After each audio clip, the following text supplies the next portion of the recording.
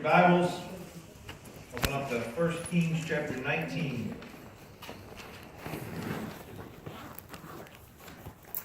1 Kings chapter 19 is going to be our passage this morning as we consider this thought of faith or fear, from faith to fear. We have been studying the life of Elijah in 1 Kings. And this morning we are going to experience a new side of Elijah.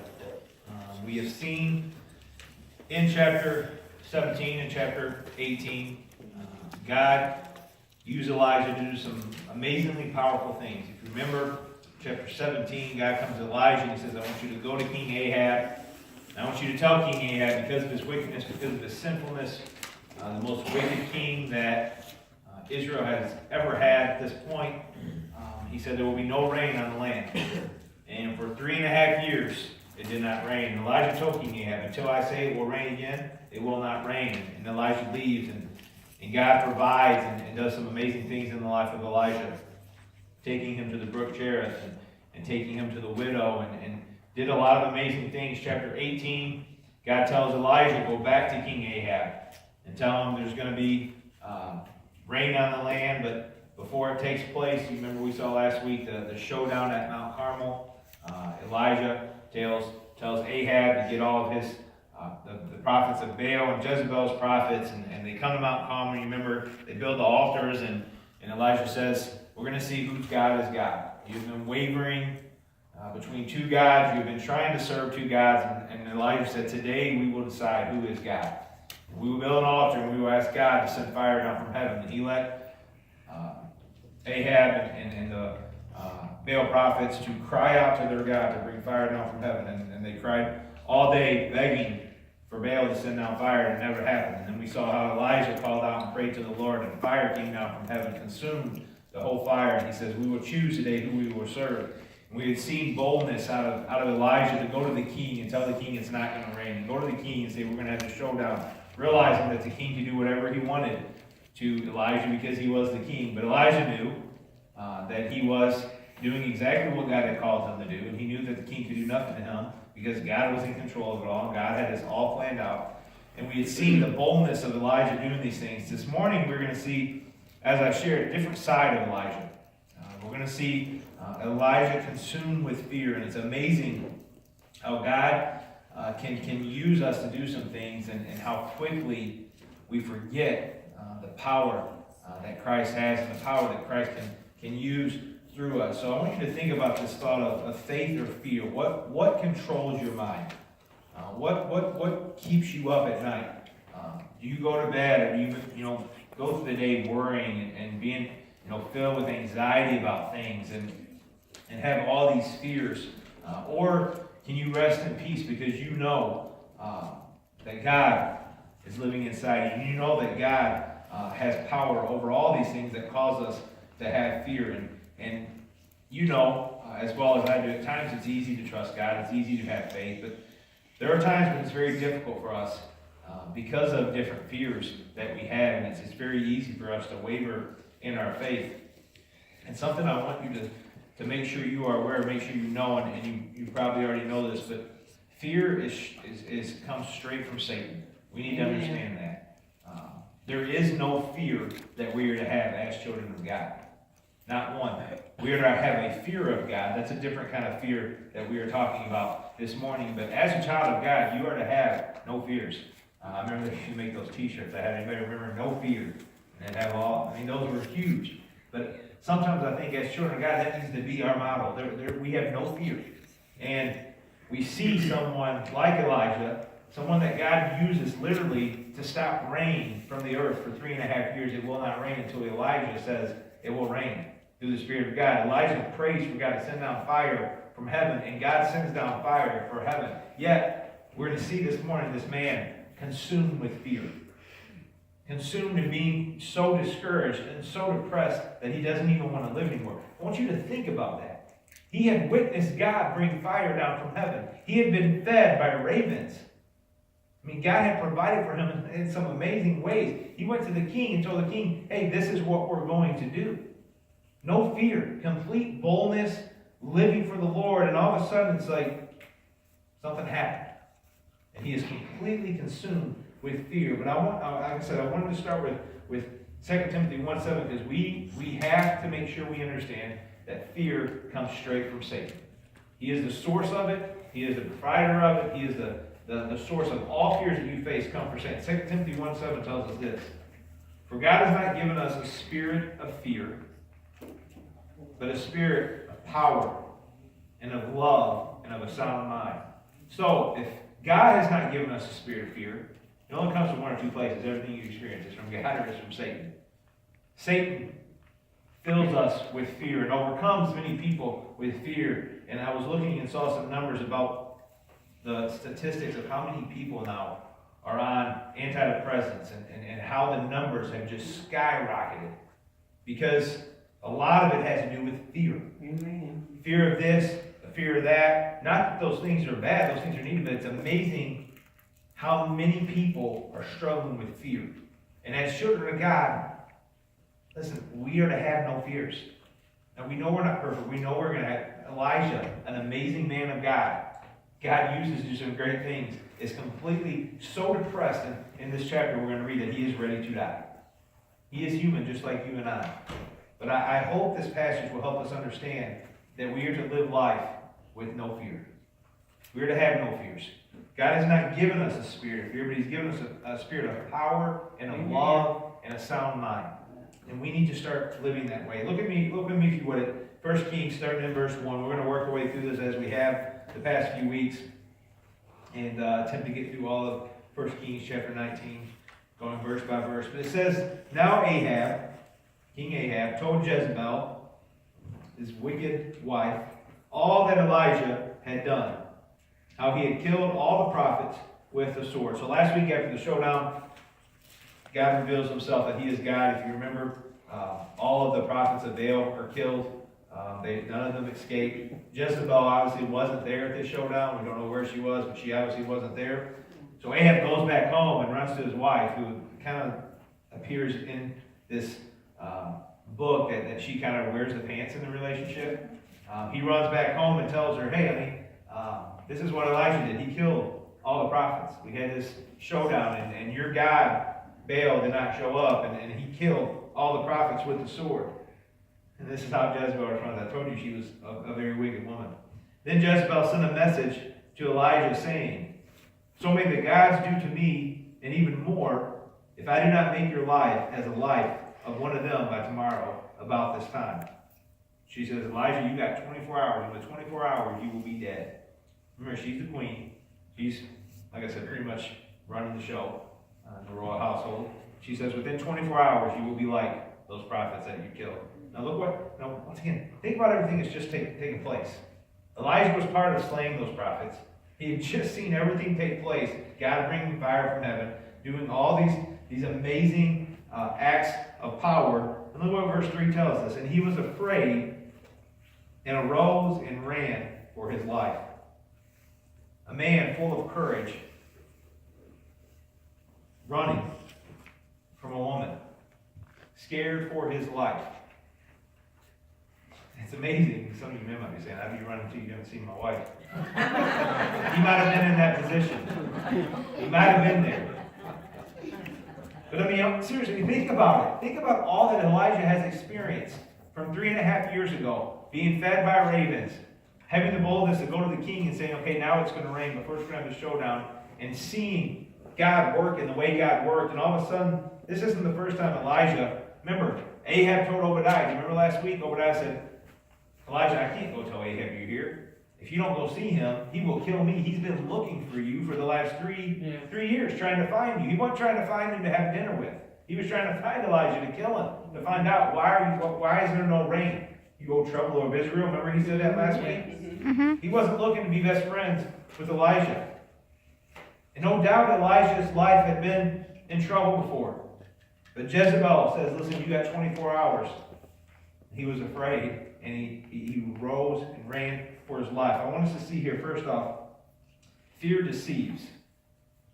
Fear deceives. Like I said, you think about everything that Elijah has went through. God shut heaven from rain for 3.5 years at Elijah's request. It raining at Elijah's request. The prophets of Baal being destroyed. Fire coming down from heaven. And what had happened was he had allowed fear to take up residence in his life. And when he did that, he was deceived. Satan had him deceived. And that's what happens in our life when we allow fear to take up residence, when we allow fear to take priority in our lives.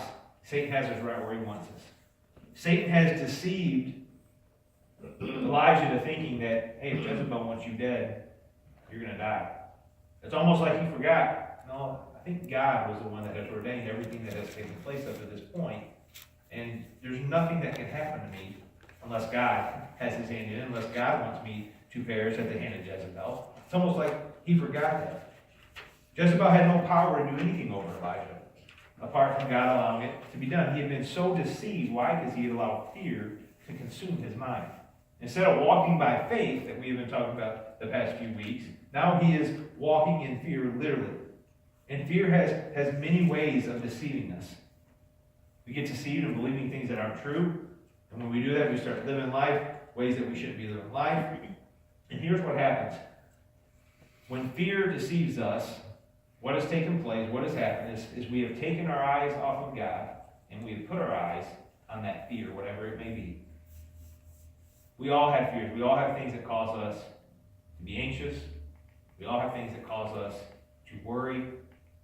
Worry. I know some people, and I feel like, what else do you do in your life? Because every time I see you, you're worrying about something.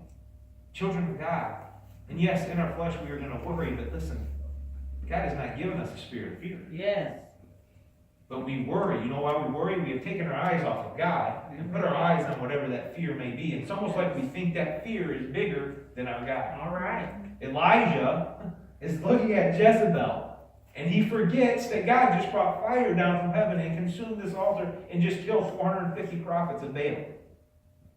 He forgets the power that the one that is controlling his life, that has told him to do this. Elijah has followed the Lord in obedience. When you follow the Lord in obedience, you don't have to worry about anything else.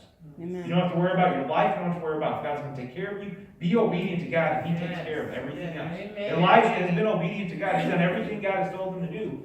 Yet, at this point, it seems like he has taken his eyes off of God, and he is focused on Jezebel. Oh, what is Jezebel going to do? Remember, at this point, she's already killed many of the prophets of God, and maybe that was in the back of his mind, because he knew that she tried to kill all the prophets of God. Obadiah, remember, he spared 50. He hid them in caves. He's probably thinking, I'm next. Now I'm on the hit list. She's already killed who knows how many prophets. Now she's going to have her way with me. He had taken his eyes. His eyes were fixed upon Jezebel rather than being fixed upon God. And when we fix our eyes on those fears, Satan has us right where we want. He has deceived us. And at that point, he can make us believe anything he wants us to believe. Mm-hmm. We can know that it's not true, but we get so deceived because we have taken our eyes off of God. And it doesn't matter how long you've been a Christian, it don't matter how long God has used you, no matter what ministry you're in, what position you're in, you take your eyes off of God, and you will be consumed with fear.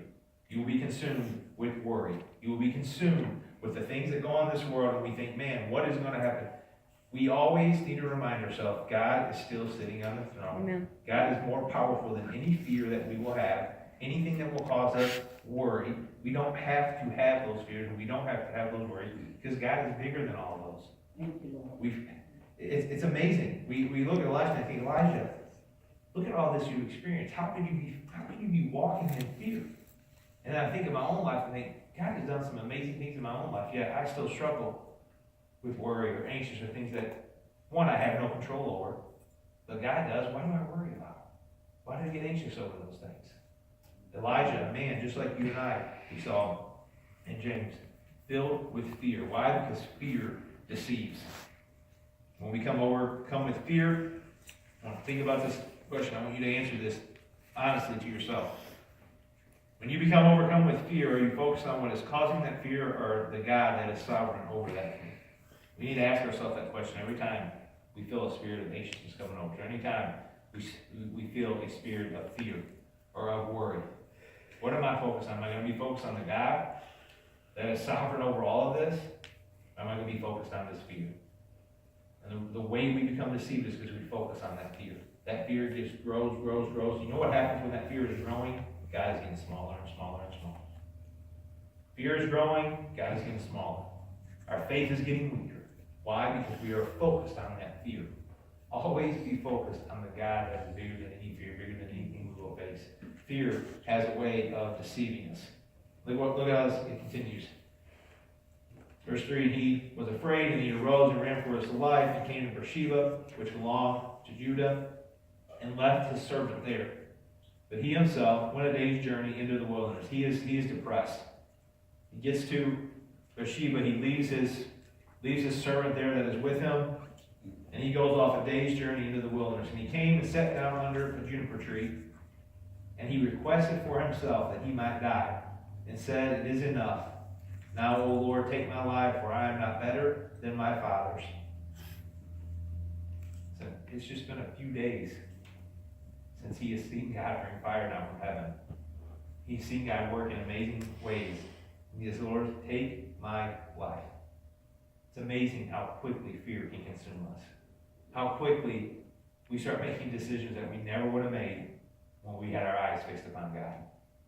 You ever seen children of God act like children of the world? You see them make a decision, you think, what? How can a child of God act that way? You know why they're acting that way? Because they're making decisions that they normally wouldn't make because they're taking their eyes off of God. When we take our eyes off of God, we make decisions that we normally. Could you imagine Elijah saying this a chapter ago? Lord, take me. No, he wasn't saying that. He was praising God because he just sent fire down from heaven to prove that he was God. He'd been provided for by a widow, provided for by ravens. And this one woman, Jezebel, caused him so much worry, so much fear that he says, "Lord, take my life. Take my life. I'm no better than my fathers." Now, this has nothing to do with this passage, but I do want to share this. We need to be thankful sometimes when God says no. God doesn't answer our prayer. We're going to see here, God does not take Elijah off this earth. He does eventually. Elijah never dies. Think about that. He is praying that God would kill him. Before Elijah dies, he's taken up one of the 2 men in the Bible that they've never experienced death. God takes him to heaven alive. We need to be thankful sometimes when God says no, and God doesn't make the prayer the way we want him to. So he always knows and always sees better than we do. But Elijah gets to this point where he's been so deceived into thinking that life isn't worth living. He's at the point where he wants to die. And what we'll see as we work through this is Elijah really sees himself as a failure. And we're gonna see that as we read through this.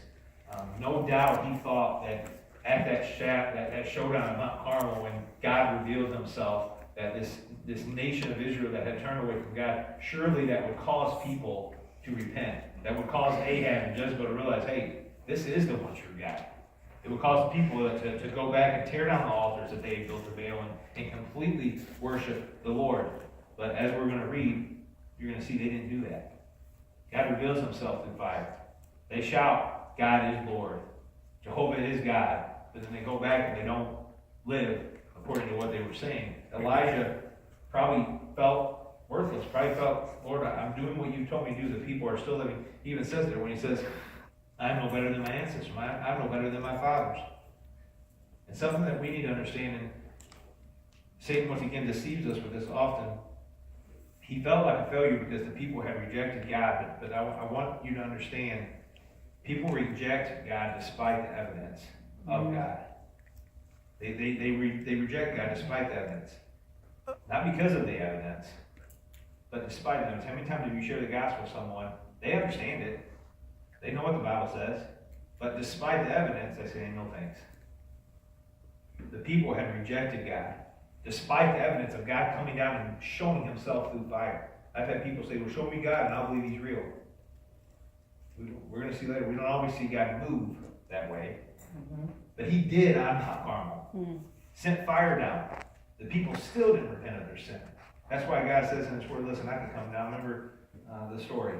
I can show myself to people, and despite the evidence, doesn't mean they're going to accept it. Despite the evidence of God making himself very evident at Mount Carmel, the people had completely decided they were going to live their life how they wanted to, and he is so depressed, Elijah is so depressed that he's ready to die.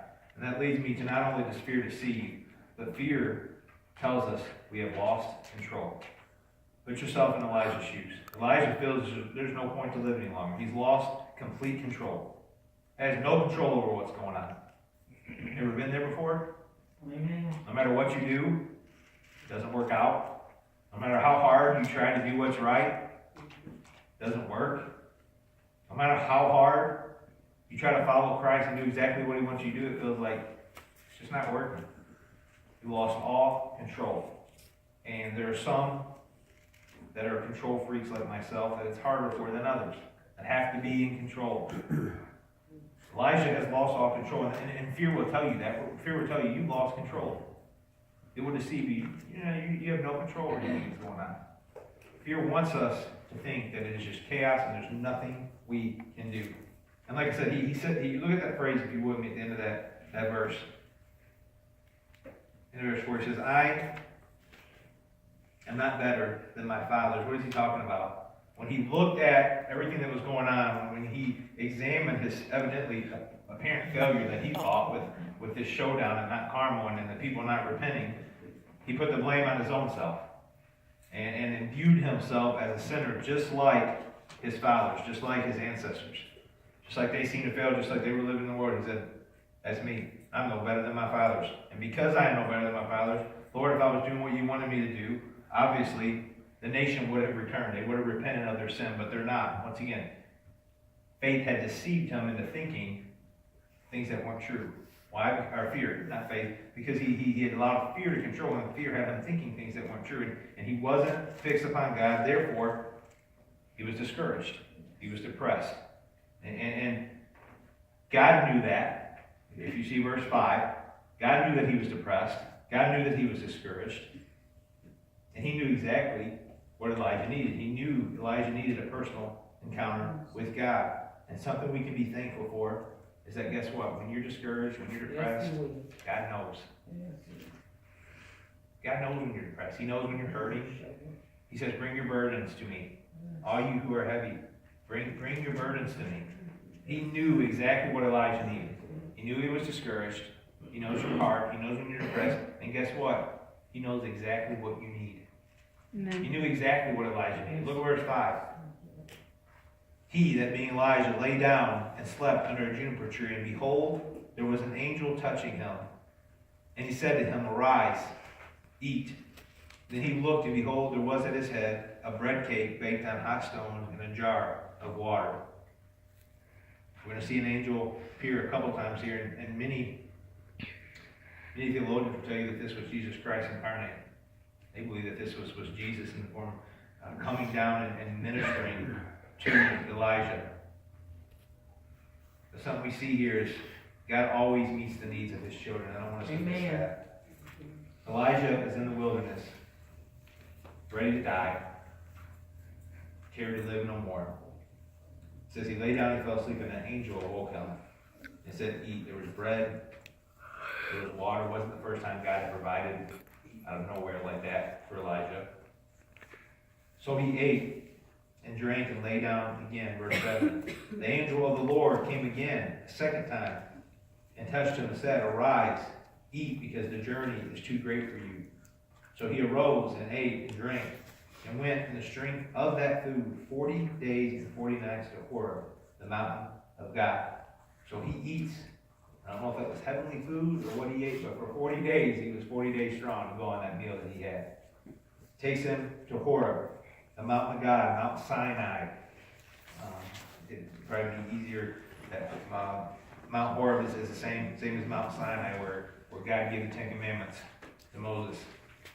It says, then he came there to a cave and lodged there, and behold, the word of the Lord came to him. And he said to him, what are you doing here, Elijah? Imagine trying to answer that question. Elijah, the Lord comes and said, what are you doing here? What are you doing hiding in this cave? What is wrong with you? You ever want to say something says something or living room, say, what is wrong with you? What's going on up there? Are you even what has brought you to this point? We've probably all been there before. You get somewhere and you're like, how in the world did I get here? What am I doing here? How have I wandered so far from God? Elijah had to be thinking about these things. How did I end up in this cave, hiding from a woman? What are you doing here? He said. I have been very zealous for the Lord, verse 10, the God of hosts, for the sons of Israel have forsaken your covenant, torn down your altars, and killed your prophets with the sword. And I alone am left, and they seek my life to take it away. He says, what do you mean, what am I here for, God? I've been zealous. I've been striving to honor the Lord, the God of hosts. And the sons of Israel, the nation of Israel, has forsaken you. They have torn down your altars. They have killed the prophets. And not only have they killed the prophets, guess what? Now they're trying to find me and kill me. What do you mean, what am I doing here? Fear is very good at making us feel like we are alone. Amen. Part of the reason so many people have struggles is because Satan has deceived them to believe you are alone. You are alone. No one cares. No one wants to care. No one has experienced what you are experiencing. No one can make it through that. You are all by yourself. Fear is great at making you feel like you are alone. And here, what does Elijah say? I am alone left. I'm the only prophet.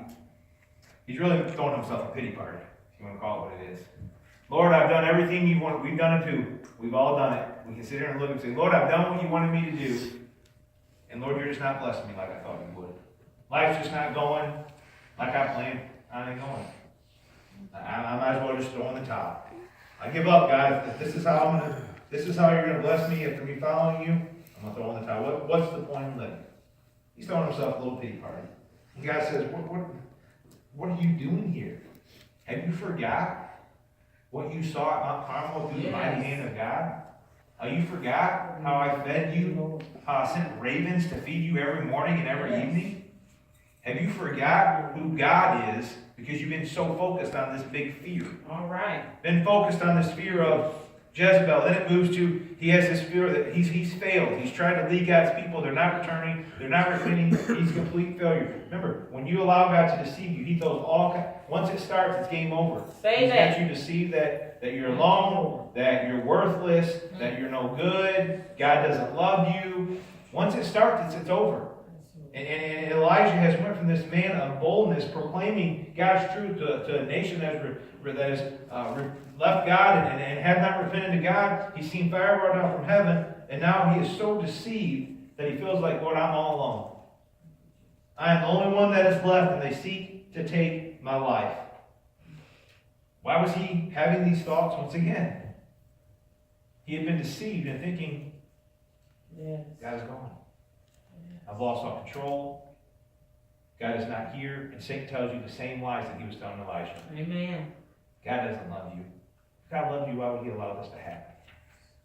Imagine the lies that Satan is telling the family members of those that lost loved ones in that shooting. Man, they were at church. If God really loved them, of all places, why would God allow that to happen? Satan is the king and the master of lies. Yes. And deceiving. Yes. He deceives us into believing things. Why? Because we allow fear to consume us. And when we start that process of deception, it's a long road and it's very hard to be brought back. Elijah's to the point. He has been deceived to the point that he doesn't even want to live, and he feels like he is alone. Listen, fear makes you feel like you're alone. Fear tells you you are alone. No one cares about you. No one wants to care about you. No one wants anything to deal with what you're dealing with. Look at verse 11. So he said, go forth and stand on the mountain before the Lord. He's at Mount Sinai, Mount Horeb. And behold, the Lord was passing by. Remember we said God knew exactly what Elijah needed. He needed a personal encounter with the Lord. And the Lord was passing by, and a great and strong wind was rending the mountains and breaking in pieces the rocks before the Lord. Talk about some power here. But the Lord was not in the wind. And after the wind, an earthquake. But the Lord was not in the earthquake. After the earthquake, a fire. But the Lord was not in the fire. And after the fire, a sound of a gentle blowing. I like the way the King James puts it, a still small voice, it says. Still small voice. The power of God is greatly revealed through a still small voice. Often we are looking for the fire. We are looking for the wind. God, show me a sign. There are people that come to church and they just want there to be, they just want to see this fire. However it takes. Lord, show yourself in a way that there's no way to deny it. And there's a lot of churches that gather and they hoop, they holler, they run, they jump on pews, they do all kinds of stuff. You know why they do that majority of the time? It's because they're looking for this fire of God to speak. Listen, the majority of God speaking to you is going to be through a still, small voice. Doesn't mean he doesn't work that way. He just did it with Elijah. He just brought fire down from heaven. He speaks that way. But I feel like often we want God to part the Red Sea to prove that he wants us to do something that his word is very clear that we are to be doing. God, show me a sign. I don't think we're going to see God bring down from fire. Most likely in our lifetime, God is not going to bring fire down from heaven. He's not going to part the Red Sea. He's not going to bring somebody back to life. He's going to speak to us through a still, small voice. The earthquake comes. The fire comes. The wind comes. The word says God was not in that. But then a still, small voice speaks to Elijah. And oftentimes, I want you to think about it, God has spoke many times in a still, small voice. He speaks every week here in a still, small voice. Many times we don't hear it because we're not listening. We're looking for something else. God speaks through still small voices. If you've been there and you have a need, we were there growing up, don't have groceries, and somehow somebody shows up at your house with groceries. Still small voice. Yes. He didn't just, and there was food there. That would be God bringing fire down. Can you imagine that? God, I don't have any groceries. My bag of food is there full of groceries. He didn't do that. But many times, and you've probably been on the part where you've been able to bless people that you didn't even know needed groceries, or you didn't know needed gas, or needing a heating bill, whatever it may be. You just needed someone to talk to. God reveals himself to us majority of the time in a still, small voice. But when we are consumed with fear, it's very hard for us to hear that. Elijah is getting right with the Lord. The Lord says, go, stand on this mountain, and I'm going to pass by. And he passes by in a still, small voice. And when we listen to God, he reveals himself to us that way. Look at verse 13. When Elijah heard it, he wrapped his face in his mantle and went out and stood in the entrance of the cave. And behold, a voice came to him and said, what are you doing here, Elijah? The voice of the Lord speaking to him. Then he said, once again, I have been very zealous for the Lord, the God of hosts, for the sons of Israel have forsaken your covenant, torn down your altars, and killed your prophets with the sword. And I alone am left, and they seek my life to take it away. Then the Lord said to him, go, return on your way to the wilderness of Damascus. And when you arrive, you shall anoint Hazael king over Aram, and Jehu the son of Nimshi you shall anoint king over Israel, and Elijah the son of Shaphat you shall anoint as prophet in your place.